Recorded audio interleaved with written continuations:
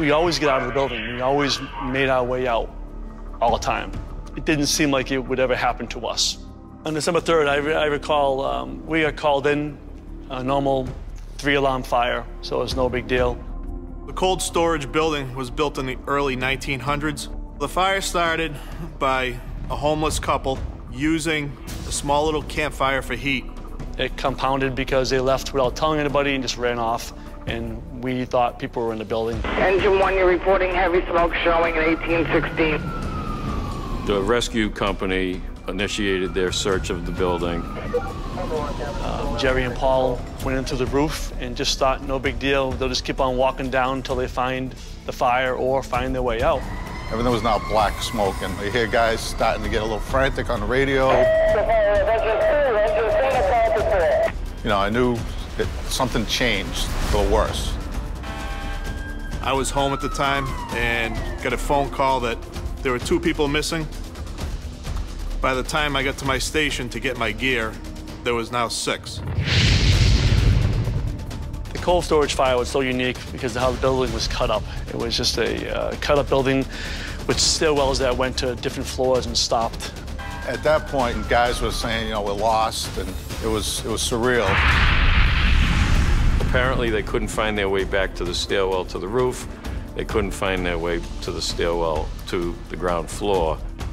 Eventually, they called a mayday, and a lot of crews went in looking for them. All the guys came in. I mean, retirees came in to help. Everybody came in to do what they could do. Finally, about an hour and 45 minutes into the fire, Chief McNamee had the understanding that if they continued, they were going to lose more than 6, many more. And he was like, that's it, everybody out. It was devastating.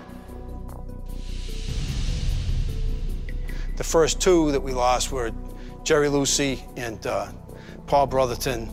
And then the 4 that we had subsequently lost in searching for them were Tommy Spencer and Timmy Jackson, Jay Lyons and Joe McGuirk.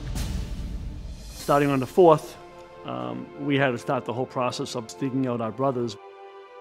The guys from Worcester were unbelievable about how they would come and just work and work and work. And they wouldn't stop. I think they went days and days without sleeping. It took us 8 days. Paul Brotherton was the last one we found. The decision after the warehouse fire was to create a new fire station here.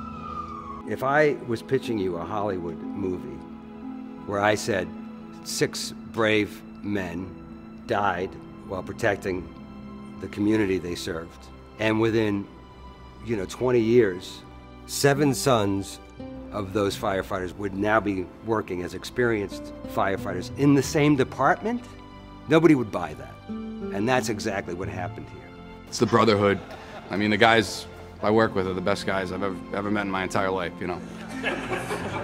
It's probably one of the best jobs you can have. I wouldn't want to do anything else.